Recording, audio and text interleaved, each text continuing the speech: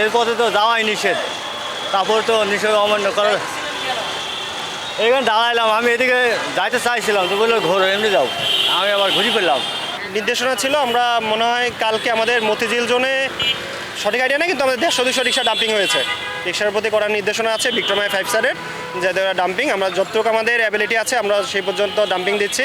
ডাম্পিংয়ের শুধু আমাদের স্বল্পতা আছে, এই জন্য আমাদের ওটা কষ্ট হয়। আমরা অটোর বিরুদ্ধে ভালো ব্যবস্থা নিচ্ছি, আশা করা যায় যে শহরে অটো কমবে, আমরা প্রচুর পরিমাণে ডাম্পিং দিচ্ছে।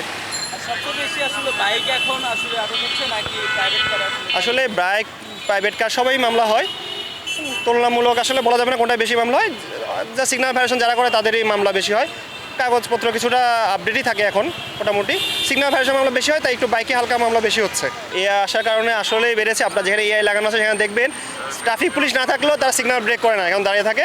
যেহেতু আপনারা সচেতন, আমি একটা মেসেজ দিতে চাই, এখন অনেকে গাড়ির নাম ট্রান্সফার করে না, এআই মামলা হলে পাওয়া যাচ্ছে না। এই জন্য আমাদের আরেকটা করার নির্দেশনা আছে গাড়ির নাম ট্রান্সফারের মামলার জন্য। তাই একটু সবাইকে সচেতন করার জন্য তাদের যার যার গাড়ি যদি ব্যাংকের নামে থাকে তার নিজের নামে নেওয়া, বা অন্য কারোর যদি করে থাকে তার নিজের নামে নিয়ে নেওয়ার জন্য আমরা অনুরোধ করতেছি। আপনাদের মাধ্যমে আমরা জানা যাচ্ছি যে নাম ট্রান্সফারটা একটু গুরুত্ব দেওয়া হয়েছে, কেন এআই মামলা করার কারণে অন্যের নামে থাকে, মামলাটা আরেকজনের নামে চলে যায়, খুঁজে পাওয়া যায় না, মানে খুব হচ্ছে। এজন্য আমাদের এখন নাম ট্রান্সফার মামলাটা একটু বেশি করে বেড়ে যাচ্ছে।